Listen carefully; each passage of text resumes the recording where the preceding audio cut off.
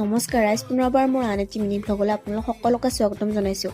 যোৱাটো ভিডিঅ'ত দেখিছিলে যে আমি শিৱসাগৰলৈ গৈছিলোঁ আৰু তাৰ পিছদিনাখনে নাজিৰাত অৱস্থিত অগ্নিনাভ বাবাৰ মন্দিৰলৈ গৈছিলোঁ। যিহেতু অগ্নিনাভ মন্দিৰ ৰাতিপুৱা ভাগৰ প্ৰায় 8:30-9 মান বজাতহে গেট খুলি দিয়ে, সেইবাবে আমি ৰাস্তাৰ পৰা সোনকালে লাইন ধৰিছিলোঁ আৰু ৰাস্তাৰ কিনাৰতে যিহেতু দোকান বজাৰবোৰ আছে, সেইবাবে তাৰ পৰা বস্তুবোৰ কিনিব পাৰিব যি দিয়ে ধূপ চাকি।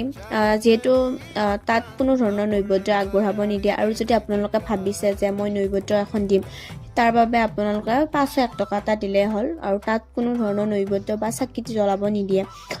তাৰপিছতে মন্দিৰৰ গেটখন খুলি দিয়াৰ পিছত আমি প্ৰথম লাইনটোৱে হৈছে যি ঘৰত তাতে বৰচাকি আছে, সেই বৰচাকি ঘৰত তেল দিব লাগে। বৰচাকি ঘৰত তেল দিয়াৰ পিছত আকৌ দ্বিতীয়টো লাইনত বাবাক দৰ্শন কৰিব সেৱা কৰিবলৈ যাব লাগে।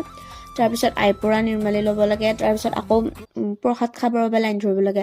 তেনেদৰে ক'ত কি কৰিব লাগে তাত বেনাৰবোৰ মাৰি থোৱাই আছে বাৰু, আপোনালোকে চাই পেলাই গ'লে হয়।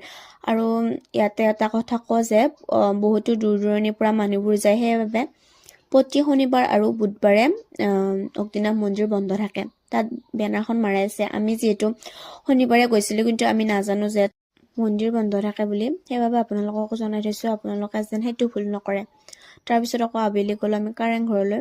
আৰু যদি ভিডিঅ'টো ভাল লাগে লাইক কমেণ্ট কৰিব, চেনেলটো ছাবস্ক্ৰাইব কৰিব আৰু যোৱাটো যিটো ভিডিঅ' দিছিলোঁ শিৱসাগৰ সেইটো চাব। আজি